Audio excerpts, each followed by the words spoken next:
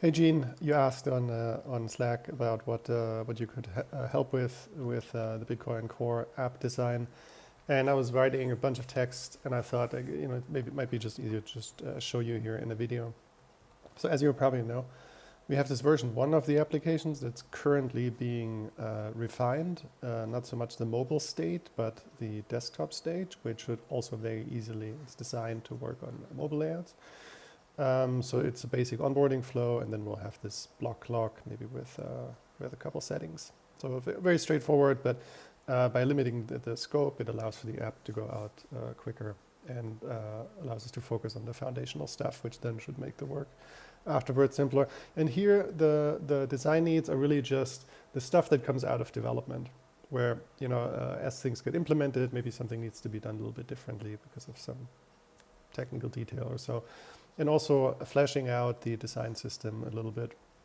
So for example, Jacob's working on adding additional button states here and optimizing how we use components. So for example, you see there's no selected state, like when you do tab selection. And what else? There's another one, like active and focus are missing. So implementing that for different form input fields and other stuff. So that's one task. Another task was also just laying out some of the options, and that kind of already goes into the next thing. So the version 2 is this wallet here, and that's where I'm gonna go to my workspace here. That's where there's a ton of work to be done, and that is kind of the forward-looking work. That's like the second track parallel to the current implementation. And this here is kind of a rough outline of what will likely be in full application in the end. Basically looking at all the current screens that are in the Qt application and kind of mapping them to just roughing them in with placeholders. And there's some stuff here that really will require a lot of discussion, like the send screen. So the send screen, for example, if you set up a view-only wallet, then you can't send unless you kind of turn, like switch the wallet over into by adding a private key or something, or an external signer. It also looks different if you're an external signer or in a multi-sig. So there's just a lot of complexity in this type of screen. It'll require a whole bunch of discussion. There are other screens that are super straightforward, right? Let's see, like the most simple screen, probably these two here, just copy pasting this license text. Someone has to do it at some point. And there's some stuff in between. If you'd like to work on something, I think something we have to flesh out are this wallet screen. So right now in core, wallets are handled, there's like a little drop down in the corner. But we'd like to expand this a little bit. So there's a dedicated screen for your wallets.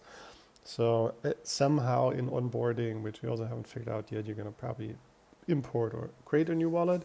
But then after that, there might be an empty state, and then you might have 1 or 2 or 3 wallets in here, and they need to be managed. And we haven't really quite figured out yet what goes on here. The information is kind of limited.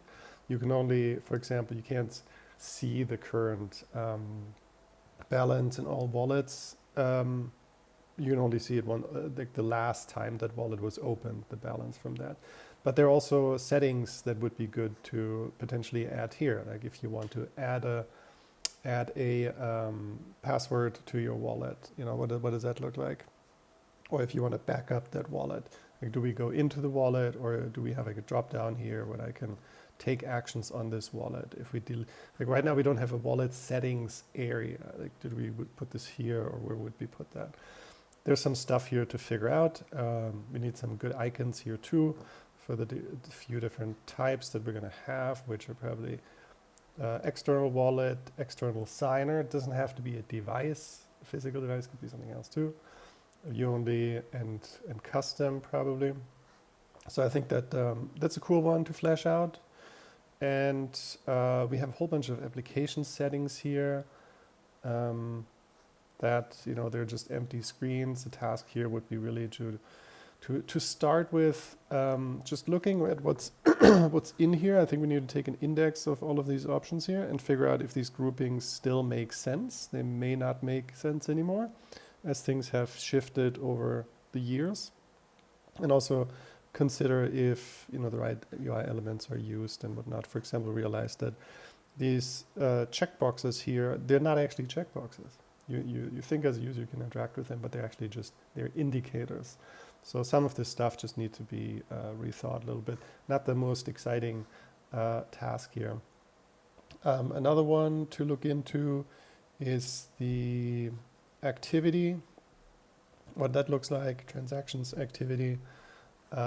Here we haven't quite figured out yet the states for the confirmations, what that looks like, and then if things are labeled, unlabeled, when there's a mining transaction. There's just a whole bunch of stuff. In the original design, there are also, I think, sorting and filtering options. So that one's a cool one, interesting one to figure out, that I think can be an independent design task. Receive, I think also there's a bunch of small stuff that we have to figure out. Let me just look real quick. Receive. Yeah, like there's label and message, and it's not really clear how they're used. Are they for internal? Are they for other people? And then, but actually, if you go to, it looks like the label is used. Request payment to test label. So that indicates like label is like the name of a person, I guess. So yeah, there's a bunch of detailed stuff here, and of course the layout also.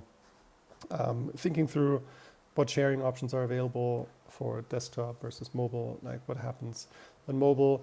Every OS now has this like operating system level share sheet. I know Macs also have that, but I'm not sure about Windows. Just thinking through all of this stuff is a good thing to do. I guess something I also don't know here yet is how we handle different address types. Can I pick between legacy, segwit, taproot, whatnot? Something to look into. So I think that's also something that someone can just kind of tackle. And yeah, we really want to get to a state where just a lot of this stuff is really fleshed out in a ton of detail.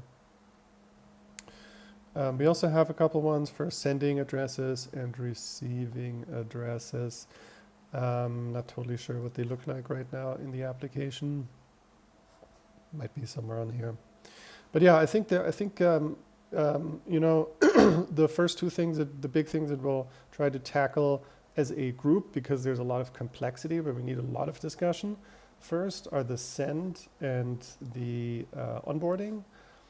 And but in the meantime, I think there's a lot of opportunity for individuals to just kind of, if they want to take some time, could be one person, two, or all together, just totally loosely, just pick up some of these individual experience and just kind of think through them and flesh them out more if that's something that you would like to tackle. And so I'll keep it at that for now. That was helpful.